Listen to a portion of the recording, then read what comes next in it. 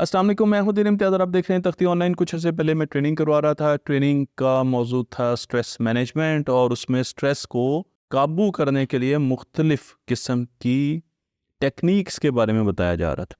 तो जब ये कोर्स ख़त्म हुआ, मेरे पास एक स्टूडेंट आई और उन्होंने कहा कि सर आपने बाकी चीज़ें तो बताई लेकिन आपने एक चीज़ मिस कर दी। और मैं हैरान रह गया। मैंने कहा वो क्या चीज़ है? तो उन्होंने कहा कि लो टेम्परेचर पर ठंडे पानी में, शदीद ठंडे फ्रीजिंग पानी में नहाना, इससे स्ट्रेस बहुत ज़्यादा कम होता है, ये सेहत के लिए बहुत अच्छा होता है। मुझे इसके बारे में इल्म नहीं था। मैंने उनको बताया कि मैं अगर किसी चीज़ के बारे में नहीं जानता तो उस पर रिसर्च करता हूँ, तो मैं रिसर्च करके बता सकता हूँ। तो उन्होंने मुझे एक नाम लिया कि आप आइस मैन के बारे में पढ़िए। मैं वापस आया और बात इधर उधर हो गई। कुछ अरसे पहले मेरी नज़र से आइसमैन का एक आर्टिकल गुजरा। मैंने देखा कि एक शख्स जिसका नाम विम हॉफ है, वो बर्फ़ में, यानी हर तरफ बर्फ़ है और उसमें कमीज़ उतार के मेडिटेशन कर रहा है। उसे आइसमैन कहा जाता है और वो बहुत ज़्यादा मशहूर है, एक्सट्रीम एथलीट है।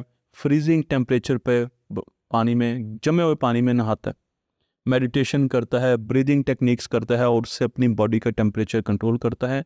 और ये काम वो अपनी जवानी से कर रहा है। अब तो काफ़ी एज हो गई है, लेकिन ये काम वो अपनी जवानी से कर रहे हैं और उनका ये ख्याल है कि उससे उनकी सेहत में बहुत ज़्यादा फ़र्क पड़ा है।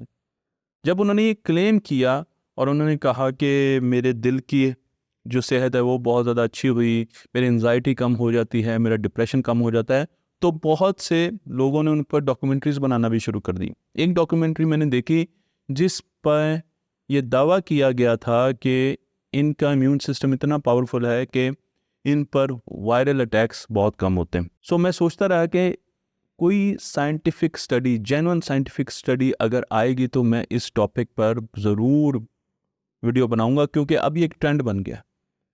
दुनिया में हर जगह पर लोग ठंडे पानी में, बर्फ़ में नहाना पसंद कर रहे हैं। यूरोप में तो है ही है, लेकिन हमारे मुल्क में भी अब ये काम शुरू हो गया। और अगर आप ठंडी बीचेस को देखें तो अब वो भी, पहले उन पर लोग नहीं होते थे, लेकिन अब जमी हुई बीचेस पर भी लोग जाते हैं और वो नहाना शुरू करते हैं। बल्कि कई सेलिब्रिटीज़ ऐसी हैं जो कि ये काम करके, ये स्टंट करके लोगों को दिखाती हैं।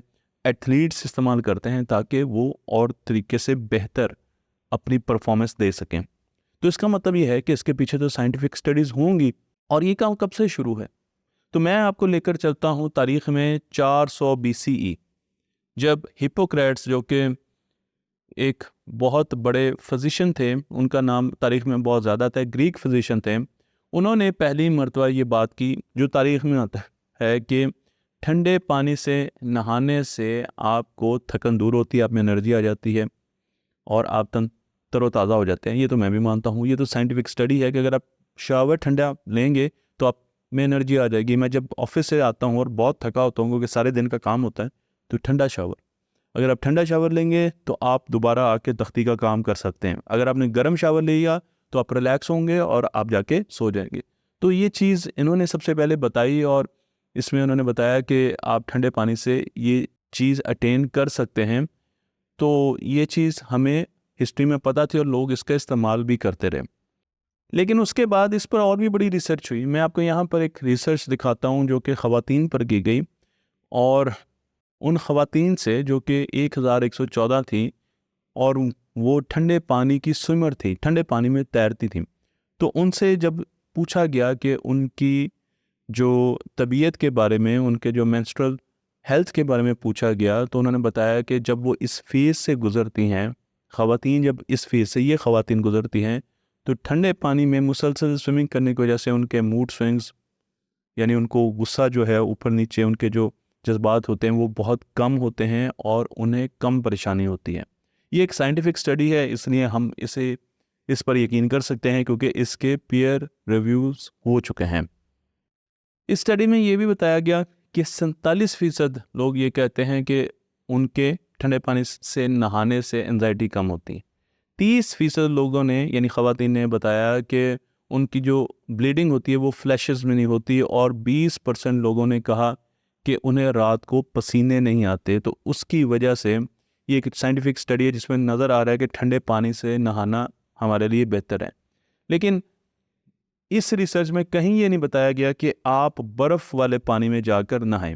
मैं आपको लेकर चलता हूं एक और साइकोलॉजिस्ट की तरफ, जो आर्टिक यूनिवर्सिटी के, नॉर्वे की यूनिवर्सिटी के प्रोफेसर हैं, जेम्स बी मर्सर। और जेम्स बी मर्सर ने 104 पेपर्स का रिव्यू किया, 104 ऐसी रिसर्च स्टडीज़ का रिव्यू किया जिसमें ये क्लेम किया गया था कि ठंडे पानी में नहाना अच्छा है या नहीं है। और मैं इस ठंडे पानी की बात कर रहा हूँ, फ्रीजिंग वाटर की, आम ठंडा पानी नहीं जो हमारे घरों में आता है। तो जब इन्होंने 104 स्टडीज़ का मुआवजना किया करके एक मेटा स्टडी निकाली, तो उस मेटा स्टडी में उन्होंने बताया कि इनको ऐसी किसी भी हेल्थ क्लेम का पता नहीं चल सका जिसकी निशानदेही इन स्टडीज़ में अच्छे तरीके से की गई। क्योंकि जो भी चीज़ें यहाँ पर बताई गई हैं उनमें इतनी वेरिएशन है। कुछ कहते हैं कि थोड़े से ठंडे पानी से बड़ा फ़र्क पड़ गया, कुछ लोग कहते हैं कि नहीं जमे हुए पानी से फ़र्क पड़ा। तो एक तो टेम्परेचर में बहुत वेरिएशन है, मुख्तलिफ स्टडीज़ हैं लेकिन टेम्परेचर में इतनी वेरिएशन है कि पता ही नहीं चलता। फिर कुछ कहते हैं कि आम पानी से फ़र्क पड़ता है, कुछ कहते हैं नहीं नमक डाल के बहुत ज़्यादा फ़र्क पड़ता है। तो जितनी भी स्टडीज़ की गई हैं, मैं आपको उनका रिसर्च पेपर भी दिखा रहा हूँ, उसमें भी इतनी वेरिएशन है कि 104 स्टडीज़ को देखकर भी ये अंदाज़ा नहीं लगा सके कि यार वाकई एक पॉजिटिव ग्राफ बन रहा है, लोगों की सेहत पे फ़र्क पड़ रहा है, या अगर उनका चेकअप कहीं हो रहा है तो हमें उनके डाटा से, उनके मेडिकल डाटा से भी ये पता चल रहा है कि इनकी सेहत पर अच्छा इम्पेक्ट आ रहा है। मैं फिर चलता हूँ, इसी स्टडी की एक को ऑथर हैं जिनका नाम है हीथर मैसे। ये भी साइकोलॉजिस्ट हैं और यूनिवर्सिटी ऑफ पोर्ट्समाउथ में। इन्होंने कहा कि इन्हें कोई एविडेंस नहीं मिला, हालांकि ये खुद एक बहुत बड़ी एथलीट हैं, साइंटिस्ट भी हैं, एथलीट भी हैं, कि फ्रीजिंग बात से हमारी सेहत पर कोई इफ़ेक्ट आता है। इन्होंने अपनी स्टडी में ये कहा कि विम होफ मेथड से ये एविडेंस हमें नहीं मिला कि ये किसी किस्म की कार्डियक ऑटोनोमिक फंक्शन को बेहतर करता है। अब आपका सवाल ये होगा कार्डियक ऑटोनोमिक फंक्शन क्या होते हैं, या ब्लड प्रेशर और साइकोलॉजिकल पैरामीटर्स पर भी इन्होंने कहा कोई इफेक्ट नहीं पड़ता। तो हमारे नर्वस सिस्टम के दो मोड होते हैं, मैंने आपको पहले भी बताया था, एक पैरासिम्पैथेटिक और सिंपैथेटिक मोड। सिंपैथेटिक मोड उस वक्त टेक ओवर कर लेता है जब हम स्ट्रेस में होते हैं, और पैरासिम्पैथेटिक उस वक्त टेक ओवर करता है जबकि हम स्ट्रेस में नहीं होते। Nervous system, autonomic nervous system वो नर्वस सिस्टम है जो कि हमारे बॉडी के उन हिस्सों को चलाता रहता है, उन प्रोसेसेस को चलाता रहता है जो कि चलते रहने चाहिए। मसलन सांस लेना, आप सोचते हैं कि आप सांस ले रहे हैं, आप नहीं सोचते, तो ये सिस्टम ऑटो पे चल रहा है। इसी तरीके से आपका दिल ऑटो पे चल रहा है, ब्रीदिंग कर रहा है, आपकी मेटाबॉलिक एक्टिविटीज़ जो कि आपको एनर्जी देती हैं ऑटो पे चल रही हैं। तो ऑटोनोमिक नर्वस सिस्टम इनको ऑपरेट करा रहा होता है। इन्होंने बताया अपनी रिसर्च में कि इनको कोई एविडेंस नहीं मिला कि ऑटोनोमिक नर्वस सिस्टम में किसी किस्म की बेटरमेंट, बेहतरी आई हो, ब्लड प्रेशर में कोई बेहतरी आई हो उन लोगों की, उनकी कार्डियक हेल्थ में बेहतरी आई हो, या उनकी साइकोलॉजिकल स्टेट में बेहतरी आई हो। और यही तो क्लेम था सबसे बड़े आइसमैन का जी कि इन चीज़ों से बहुत ज़्यादा हमें फ़र्क पता चलता है। ऑन द अदर हैंड एक और स्टडी, उसमें ये बताया गया, और वो जुमले मुझे बहुत ज़्यादा उन्होंने मुझे हिट किया, कि ऐसी चीज़ें अडॉप्ट करने से पहले आपको ये सोच लेना चाहिए कि आपकी अपनी फ़िज़िकल हेल्थ क्या है। एक ऐसी जनरेशन जो कि फ़िज़िकली फ़िट नहीं है, और हम पाकिस्तान की जनरेशन फ़िज़िकली फ़िट नहीं है। हम ना तो एक्सरसाइज करते हैं, हम जो खाने खाते हैं, हम जितना प्रेशर में हैं, स्ट्रेस में हैं, तो हम अगर अपना एक पूरा सैंपल टेस्ट करवाएं तो हमें अंदाज़ा होगा कि हम फिज़िकली फिटनेस में उन लोगों के बराबर नहीं हैं जो कि स्कैंडिनेवियन कंट्रीज़ में रहते हैं या यूरोप में रहते हैं।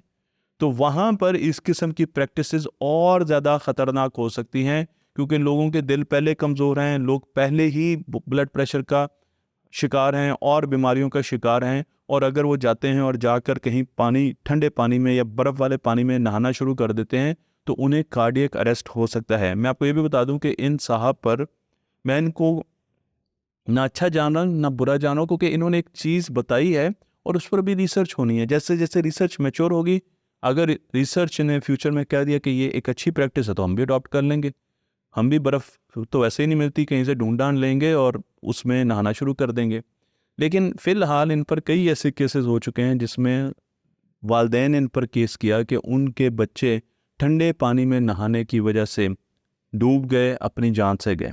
और 2021 में भी इन पर एक बहुत मशहूर ज़माना केस हुआ था और अब ये उन केसेस को भुगत रहे हैं। तो मेरे पास कोई एविडेंस नहीं है साइंस का, साइंस इसको बैक नहीं करती कि आप बर्फ़ वाले पानी में नहाएं, आप ठंडे पानी में नहाएं, आप जो जमा देने वाला पानी है उसमें नहाएं। हाँ जी, जो नॉर्मल ठंडा पानी है उससे नहाएं, आप में एनर्जी आ जाएगी, आप रिफ़्रेश हो जाएंगे, आपके कुछ हार्मोन्स जनरेट हो जाएंगे, आपका मूड अच्छा हो जाएगा, तो वो बहुत अच्छा है। और गर्म पानी से आप उस वक्त जब नहाएं, जब आपने सोना है, जब आपने रिलैक्स करना है, जब आपने चिल करना है, उस वक्त आप गर्म पानी से नहाएं और खुदारा इस किस्म की चीज़ों की तरफ फ़ौरन ना जाया करें। मुझे उम्मीद है कि ये वीडियो आपको पसंद आया होगी और उन स्टूडेंट साहबा को भी अपना जवाब मिल गया होगा जिन्होंने मुझसे ये सवाल किया था। तख्ते ऑनलाइन को लाइक कीजिए, शेयर कीजिए और इस उनको दूसरों तक पहुंचाते रहिए।